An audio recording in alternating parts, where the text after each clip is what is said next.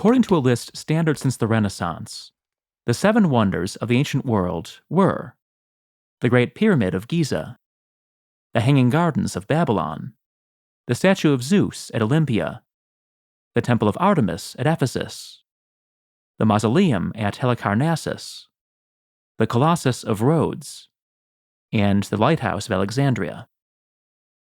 The oldest known list of the 7 wonders, a Greek poem dating to the 2nd century BC, is identical, save for replacing the Lighthouse of Alexandria with the walls of Babylon. The same 7 appear in the only extant ancient work on the wonders. The familiar list, however, was never definitive, and a number of Greek and Roman authors proposed additions or alternatives. This video will explore 7 of these other wonders of the ancient world. Number 7. The Egyptian Labyrinth. Like many Greek and Roman visitors after him, Herodotus, the father of history, was awestruck by the Egyptian pyramids. But in his view, Egypt's greatest wonder, equal to all the temples and monuments of Greece, was the labyrinth at Hawara. Herodotus described the labyrinth as a gargantuan complex with 12 courts and 3,000 chambers, half of them underground, all roofed and walled with white stone. Subterranean passageways connected the labyrinth to a vast pyramid with sculpted sides. Later authors repeated and magnified these claims. Pliny the Elder, for example, thought that the labyrinth contained 21 courts, 40 shrines, and multiple pyramids, entwined in a maze of passageways that climbed long staircases, plunged deep underground, and trapped the unwary in dark rooms filled with echoes.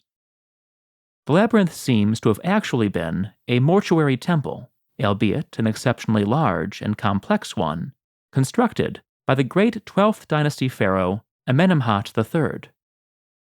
Unfortunately, we know little more than that, since the structure was torn apart for building material in later centuries, leaving only vast foundations and bits of broken limestone. Number 6. The Temple of Zeus at Cyzicus. In one of my earlier videos, I talked about the gargantuan temple of Hadrian at Cyzicus, a mountain of marble with columns 70 feet tall.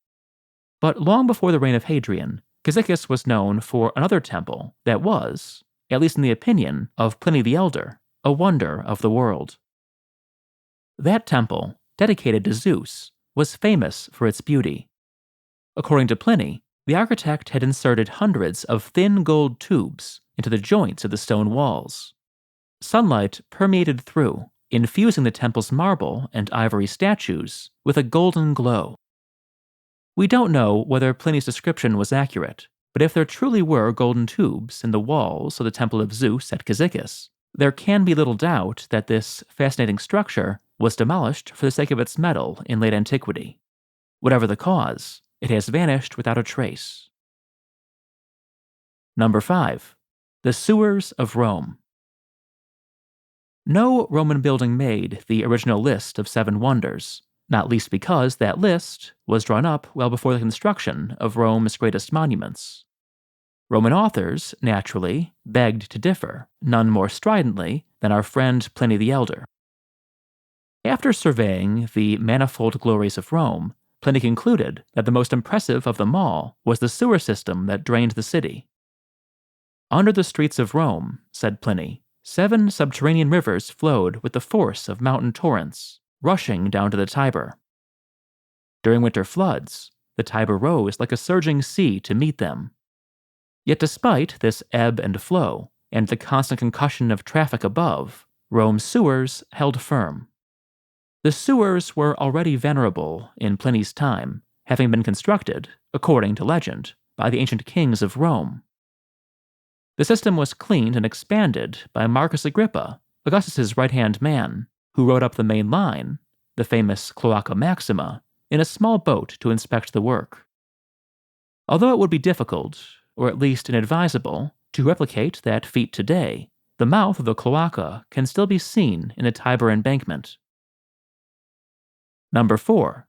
The Theater of Scaurus.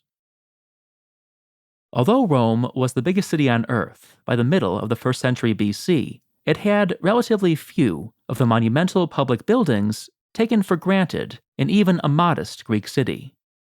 In particular, thanks to the Senate, which professed to regard Greek-style drama as immoral, Rome lacked a permanent theater. But in 58 BC, as part of a magnificent series of games, the aedile Marcus Aemilius Scaurus, the immensely wealthy scion of a great aristocratic family, constructed a temporary wooden theater capable of holding 80,000 spectators, more, that is, than the Colosseum. The size was impressive enough, but it was the magnificence of the decoration that led Pliny to describe Scaurus' theater as a wonder of the world. The stage building, 3 stories tall, was decorated with 360 columns. The columns of the first story were marble, those of the second story were glass, and those of the third were gilded. Between the columns, bronze statues gleamed. As soon as the games ended, the theater was dismantled, leaving only some columns and fittings that Scaurus reused in his villa. The value of even these remnants was estimated at 30 million sestertii, 10 times the amount needed to buy a mansion in the heart of Rome. Before we continue, a brief word about this video's sponsor. After his theater was dismantled and a fire destroyed his villa, Marcus Aemilius Scaurus lost everything.